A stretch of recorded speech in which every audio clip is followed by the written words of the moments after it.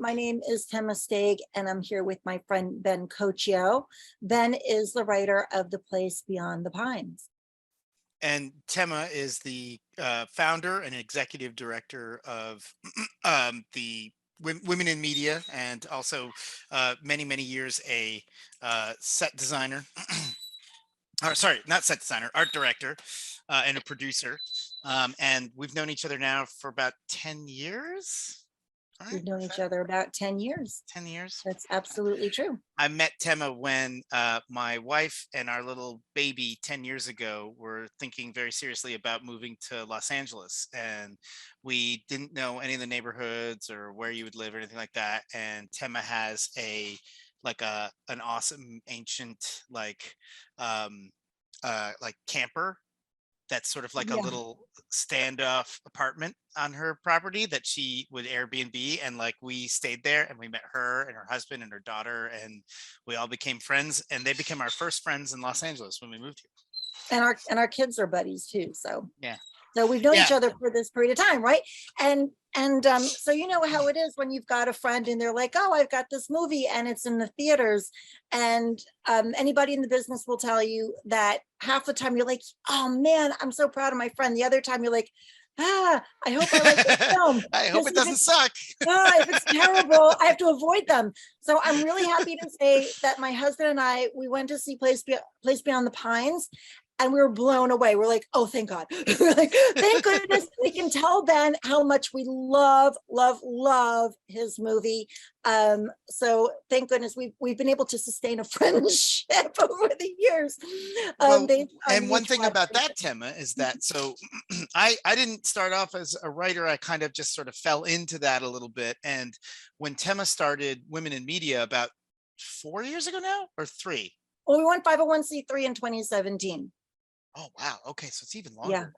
Yeah. Okay. So I want to get into what Tema does because it's extremely important. And it's been such a wonderful thing to be part of. But it also, as part of this kind of what our conversation is about, like going from script to screen, it's like Tema has created a container for young female filmmakers to have that journey and to show their stuff. So Tema, how did you start doing that? How did that come about? Yeah, so it was around the time of Me Too that I met this really great guy, Jeff Vespa, and we decided that we needed, like you say, a vessel to showcase films by women directors, but do it at a high production value level, because people are making their films that don't have a lot of production value, and it's not really moving their careers into bigger budget and sustainable careers very often. And that was a goal of ours, right? Sometimes it works out and sometimes it doesn't. There's nothing wrong with that, but we wanted to do something that had some flavor to it and some budget. So it developed into an 18-month program where we do the development of the script. We have a bunch of education, and then we actually we produce and make these films, and they do their post-production at NBC Universal, their post-production sound and their post-production color. They edit it down, and then we land in a really great screening, and then they are off to film festivals, and we've had incredible outcomes. People are getting very big opportunities, but along the way, we had a lot of support from vendor partners and also tremendous mentorship, which is where Ben came in. We wanted to make sure that these scripts really held together, and we had a vetting process, but then we needed some really tight mentors who knew how to work with emerging filmmakers, who understood story really beautifully, and who had a really good way of working the process, because that's so important when you're doing an 18-month program, when you're taking a script, a 10-page script in this case, from inception to completion and beyond. It's really important to have a very nurturing team and people who understand the process really well. So Ben absolutely was first on my list. And that's the thing, is that, so I came in as, okay, so so Tema's organization finds young filmmakers who I would say, what do you say percentage wise went to film school, would you say? I would say a fair amount of them, maybe not But all of not them. necessarily all of them, right? Not necessarily all of them. Yeah, for sure. So For sure. so you've got young filmmakers that have had some experience or only personal experience or some school experience, right? Kind of shepherding a project from vision to finished product, And right? some have worked on these very low budget projects because they can't move ahead into bigger budget projects. And that's the disconnect, right? So yeah. So they come into Tema's sort of program here, and my part of it as like a person who reads their script and gives them notes to kind of get their script ready to be shot, I only see this one little part of it. But as a filmmaker myself, I know that whole process of like, you have this idea, it's either an idea for a story or you have this blinding kind of vision of a scene that you really want to bring to life, whatever it is, right? And Tema and I have been talking about this the past few days. You get obsessed with it and you want to see it come to life, and you go through this process, and Tema's organization creates a place for young filmmakers to go through that process. Now, like I say, I only would see the first year that I did it. I only saw, that moment of, getting a script and being like, well, here's how, talking to the filmmaker and be like, so what are you going for? What do you, what's like, what do you want to do? And then trying to kind of help them go on to their next draft. But then at a certain point, I saw like, I started to realize, because I would go when I go to the screenings or I'd go see the rough cut or whatever, I started to realize that what Tema was kind of doing, and what's I think really relevant to this conversation, is she was creating almost like it wasn't a film school and it wasn't a studio, but it was like somewhere in between where a filmmaker can go through this process of vision to final film. And the most important thing, I think, is that it was a place for, female filmmakers to do this, and to have that opportunity.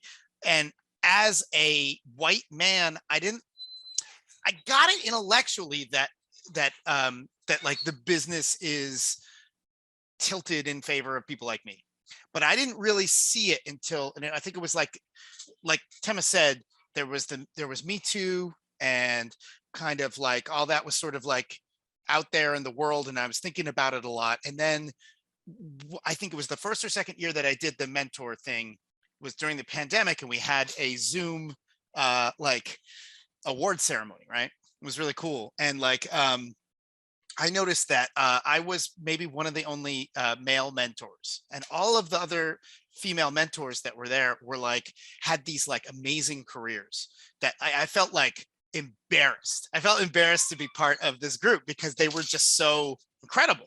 And I also, it was like one of these moments where you realize if you're not, you need a group of people who've got your back and who are going to help you kind of build what it is you want to do, and it was so exciting to be part of that, and to watch that process of, these filmmakers kind of had their idea, they like got their script down, and then they go through pre-production, and then they actually shoot it, and they go through post-production. And it was like this, it was like a little bit of a film school. It was really wonderful. Do you feel like you had a transformational process while you were mentoring? Yes. Yeah. And I, this past semester, I actually taught screenwriting for the first time in my life. It's a similar thing, but but working with your organization was a little bit more potent because of like, my folks split up when I was 10, and I was most of the time with my single mom, and I always saw how difficult it was for her, like just in the world. But like, I don't think when you're that age, you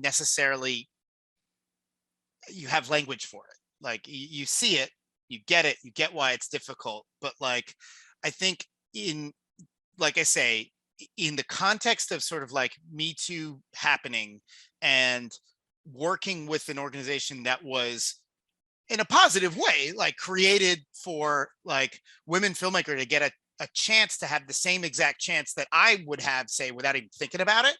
You know what I mean?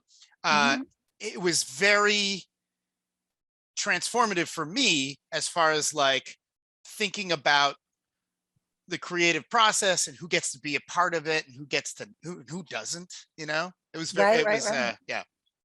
Yeah, Yeah, I 100%. mean, Exactly. When I first met Tema, I remember I was doing this pilot for FX and I was talking with, this is before all of this, right? And I'm just telling her about my pilot and she's like, well, but do you have any prominent female characters? And I was like, well, yeah, a couple. I don't know. Like, and she was really busting my balls about the female characters. And I was yeah, like, you're welcome. oh, good writer, would tell me what to do, but like years later, it's like, duh, like dawn breaks on Marblehead, but it's like, you don't know it until you know it. And I think that's kind of like why it's so important. What I love about filmmaking in general is you always work with people, and they're people that challenge you artistically. There are people that challenge you emotionally. There are people that challenge you, and these are the good people. Trust me, there's a lot of really awful people in this business too. So, anyways, And the reason the reason I brought that up, Ben, was because I thought it would make your script better. It wasn't that I was like trying to push any agenda or anything, but also because like, who are you marketing to, right? It's like, you don't want to leave 52% of the people out of the picture. You want to include them because otherwise they're not going to be that engaged, right? And so it was only like a year later that my daughter kept on, every time I would try to show her something, she'd be like, are there any prominent female characters in this movie? And I'd be like, I don't actually think so. And she'd be like, yeah, I don't want to watch it. See, Pretty awesome. and you've got a very smart child for sure. And I mean, honestly, this is part of the process of creativity, right? Is deciding what kind of story you want to tell, how you want to tell it, the technical side, but also the emotional pull, right? And who you want in front of the camera and behind the camera, because that is going to affect what your end product is. Yeah. And you want to have that really rich stew, right? You want something that people maybe they've seen it before, but now it's different. You know what I mean? That's what's exciting for people as viewers. And I believe it's really important to make that happen. Tema, let me ask you a question. When it comes to the kind of the general sort of like title and idea of this talk, like bringing something from beginning to end, like as a film, what do you think is the most important thing you need to have?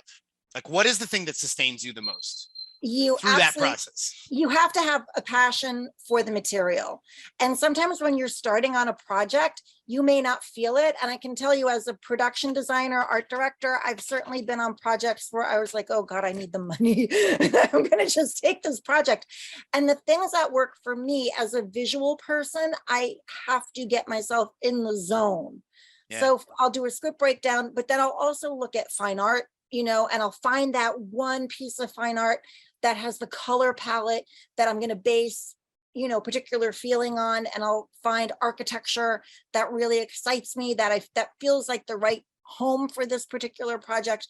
And sometimes it'll also be listening to music. So I'll find all these ancillary things that will help me get in the zone, that will sustain me. And then I create a book. I literally create a visual notebook, so that when I'm in the muck, because when you're working on a film, if anything bad can happen, it will happen. You're going to lose a location. There's going to be something that goes wrong. And for me, having that book with all of my concepts, all of my emotional visual items, that kind of thing will ground me and make it so much easier to get back in the zone. Right. So let's say that you lose a location one day, which is real. It happened all the time. You can take all the things that you want, the emotional feeling you want in a particular set, and you can still move it there because you did that visual and emotional legwork in advance. Doing that in pre-production will affect what happens when you're in production, and will show up when you're in post. It will all hold together and it will work because you did that prep, that legwork in advance. And this actually makes me think about how like every person that you engage in your project, every like person who is sort of like you, like in a kind of a more like commercial or like straightforward or conservative project would be like a head of a department, right? But any collaborator you engage in your project, it's like you want them to be as creatively and spiritually engaged with it as you are. And that's always the best way, even if that engenders some conflict and difficulty and questions of like, but I see it this way, you know, Yeah. and that may get overruled. It's Mhm. like Yeah. it's better to have your collaborators on a project be that engaged than to have them not be that engaged. Absolutely. I mean, it's like a giant puzzle, right? And everybody's there to solve the puzzle on a day-to-day basis and make it the best project that you can, for sure. So yeah, I mean, I've certainly worked with directors and DPs, and certainly other crew members who are challenging, but usually it's challenging with love because everybody has these ideas and they're very psyched. They really want this project. You know, they're very passionate about certain characters. You begin talking about characters as if they're real people. I'm not Yeah. saying it's normal. I'm saying we're all a little bit nuts in this business. But I love that. I love that. That's one of my favorite things. Yeah. So we are about I to wait, get I into- Tema, No, I go want to ahead. share No, this and one then thing. folks, we're gonna have Q&A. We're gonna have Q&A. All So, right. but So go ahead, Ben. I just want to share this one quote that I think really sums up my feeling on shepherding something from sort of inspiration to your film. It's by Mhm. Robert Bresson. He was a French filmmaker, made a lot of great films. If you've never seen a Bresson film, you got to go see one. But this is the quote. I just put it in the chat. Film is born in my head and I kill it on paper. It's brought Mhm. back to life by the actors and then killed in the camera. It's then resurrected into a third and final life in the editing room, where the dismembered pieces are assembled into their finished form. I've always loved Ah, that quote. I think it's really, really great. I think that's no true words were ever spoken about the filmmaking process. That one has stuck with me for a while.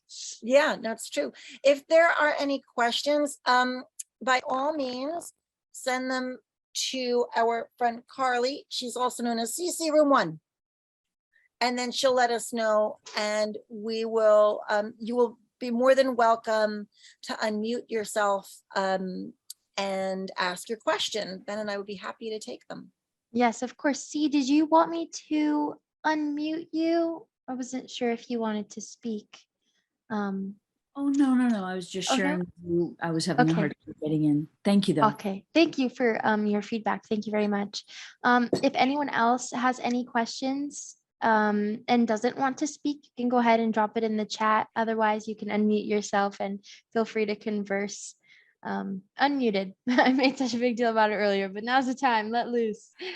First of all, thank you. I guess while we wait for comments or questions to come in, thank you, Ben and Tema, for first of all giving your time to us, and second of all, creating such an open and honest conversation for all the attendees here. It's really great and eye-opening and inspiring to hear such honest and truthful and conversations from such hardworking people. So we do have a question from Samantha. It says, great talk. What is the most rewarding aspect of transforming a script into a film? What do you tell me? You want to take that first? Yeah, I'll take that. I would say, often as a producer or sometimes as a production designer as well, I'll get a script and it isn't quite finished, right? Even when people send you their final draft, I'll pick up something that doesn't quite ring true, and I'll be able, in a kind way, bring it up to the writers. And I've done this as a production designer as well, or I'll have an insight. I'll do I'm very big on research. I love researching stuff.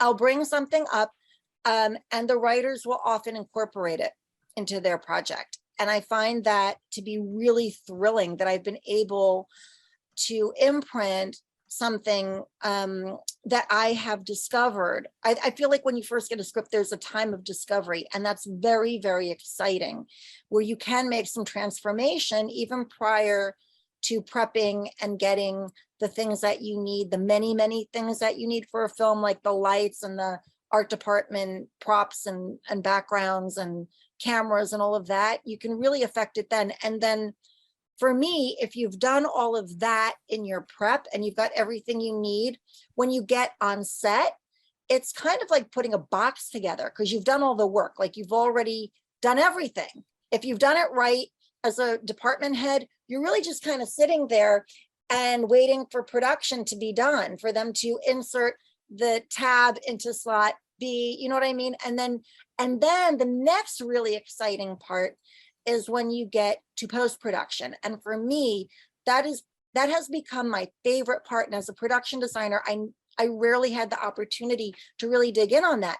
But for me, that's the most transformative time, because you can change, and I wouldn't say fix, but you're still finding out a lot of things about your story when you get to the cutting room floor. So you get your rough cut, and then you're still realizing that, oh, we need to really place where we are in the world.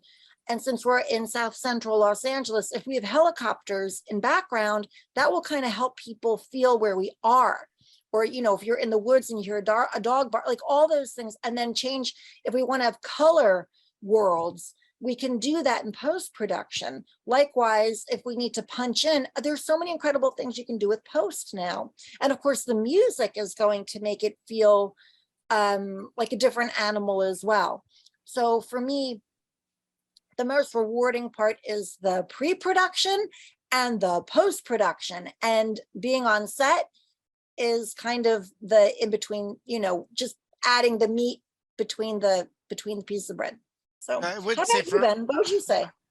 Okay, my feeling is that the most rewarding aspect of transforming a script to film, there's like a couple different kinds of projects that I like to do, and so like some you're working with a bunch of people, and then some it's more like a personal thing that you're just kind of doing on your own.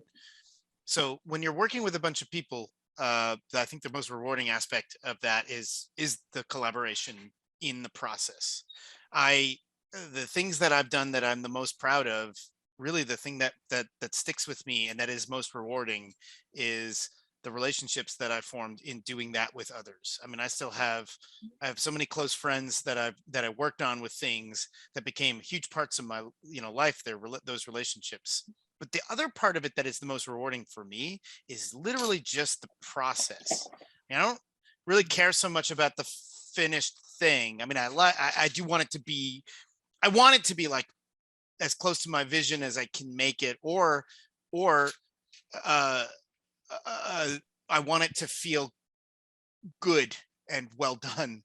But the process of getting there, the process of figuring out like the fractal of like this edit versus that edit, and this scene versus that scene, and this starting with this versus starting with that, I just really enjoy that process. I find it very rewarding because it makes me see things about life and the universe that I don't know that I would see if I wasn't doing that process. Yeah, for sure.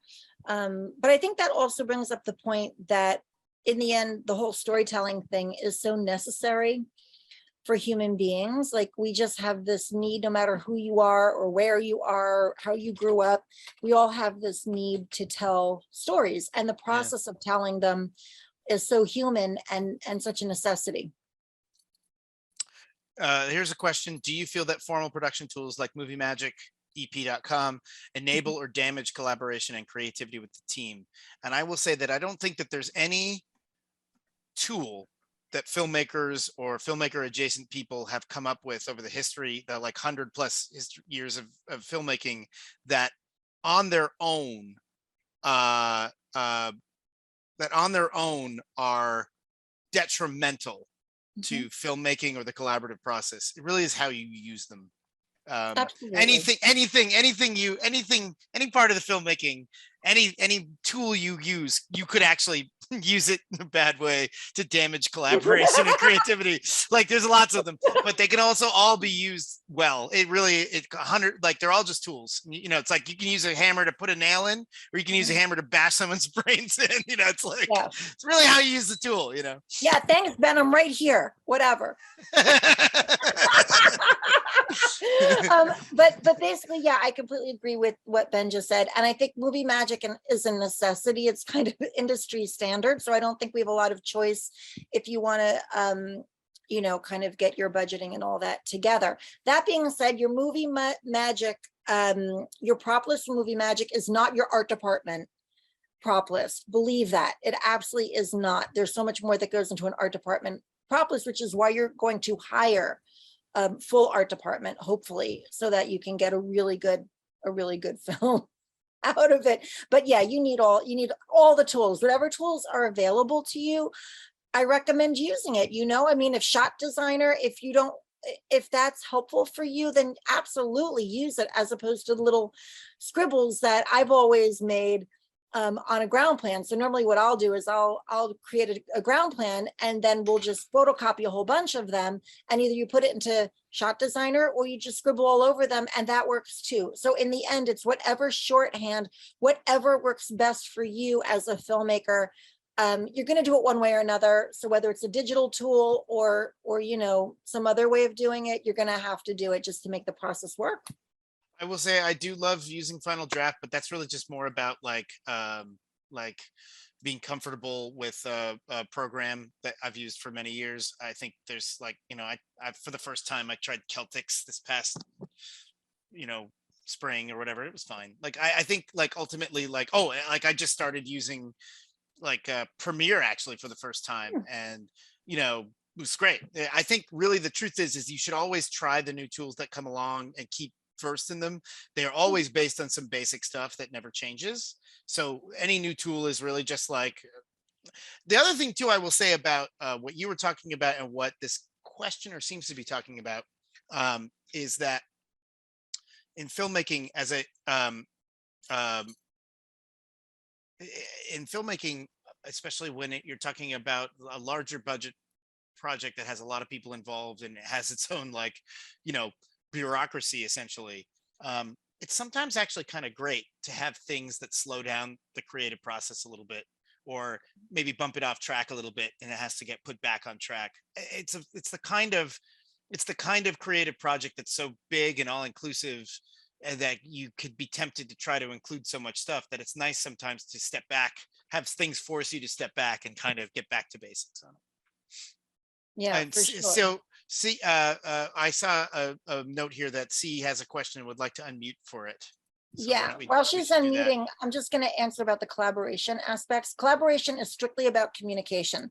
So whether you use one tool or a piece of paper or something else, really in the end, it's about having conversations with people, whether it's a visual conversation, showing a a photographic storyboard, it's still a conversation. But those conversations are necessary. That's the collaborative. And then the give and take, right? So it's like you agree, you disagree, you fight a little bit, but with love, and then in the end you come up with, very tasty stew is really the objective, right? Yeah, C, do you want to go ahead and unmute?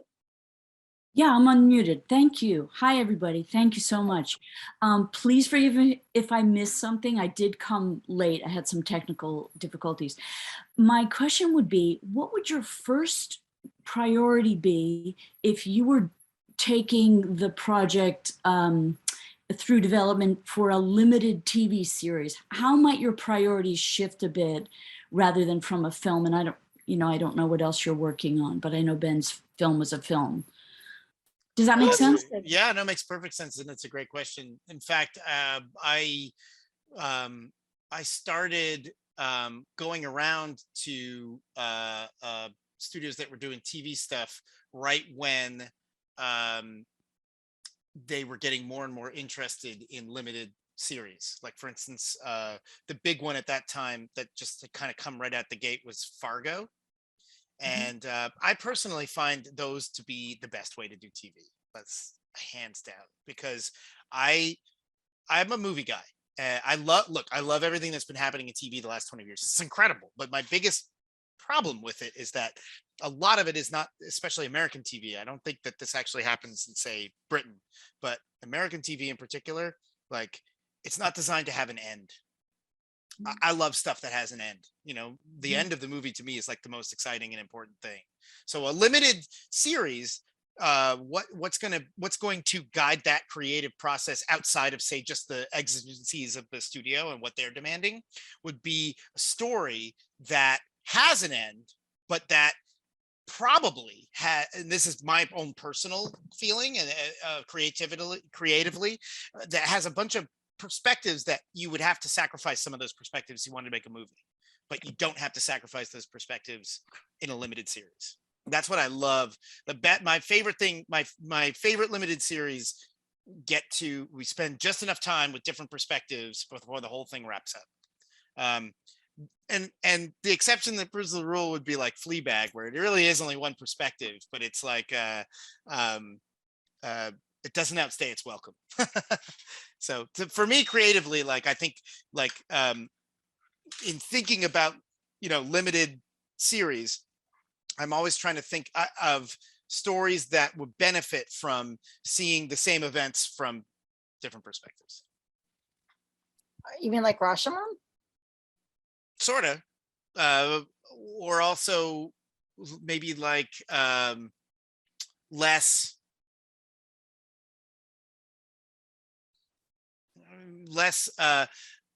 calling attention to the shift in perspective and more, not that there's anything wrong with that. I don't know, did anyone see that what was that Ridley Scott movie, The Last Duel? Oh, The Last Duel, yeah. I think everybody should see that. I think it was amazing. What a great movie. That was sort of rational. I was surprised.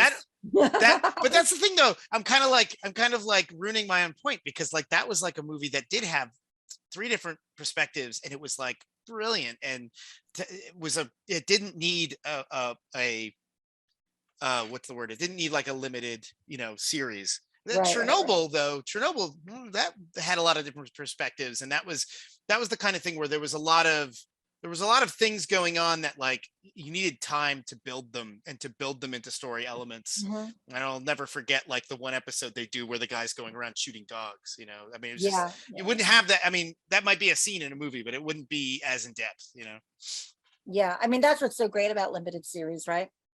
That you can take those moments that would otherwise be in a 90-minute movie and actually expand them and make them feel more rounded. This is interesting too, because now the question is, how does it different when you're talking about an anthology? And of course, an anthology, you're going to have limited, it's like a limited series along the same theme every season. And it's interesting though, because, there aren't a ton of them. There's like what's the guy that does all the anthology stuff for FX? What's his name? I'm not sure. The Nip Tuck guy, and then he became the guy with American this, American that. Oh yeah, Horror Story. What's the guy's name? This is gonna drive me crazy. Anybody knows it, chat out or put it in the chat. But yeah, I mean, it's a similar thing. I think in that though, the theme becomes the theme that the anthology is based on is what is the thing that becomes what a normal show that is just doesn't really have an end. It just keeps going, like The Sopranos or something has as the show engine, That it gets kind of rambling.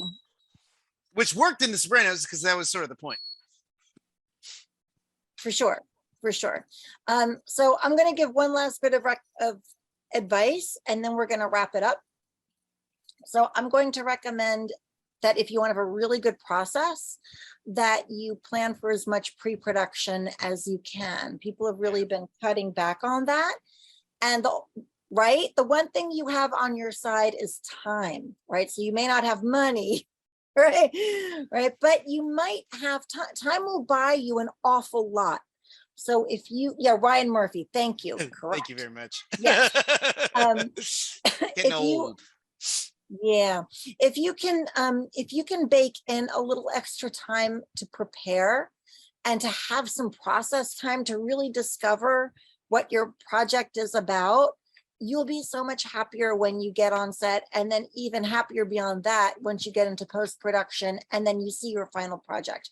And I have to say, there's nothing more exciting than seeing a project that you're really happy with, that feels good on the big screen. It's a really, really satisfying feeling. Cool. Yeah, I mean, I can't describe it. It's like, when we've done our camaraderie films and I've gotten to see them in a theater, I'm like an idiot. I'm jumping up and down and like grinning ear to ear and crying. It's like I get all the emotions and I'm like, oh my God, this is like something that is very powerful for me.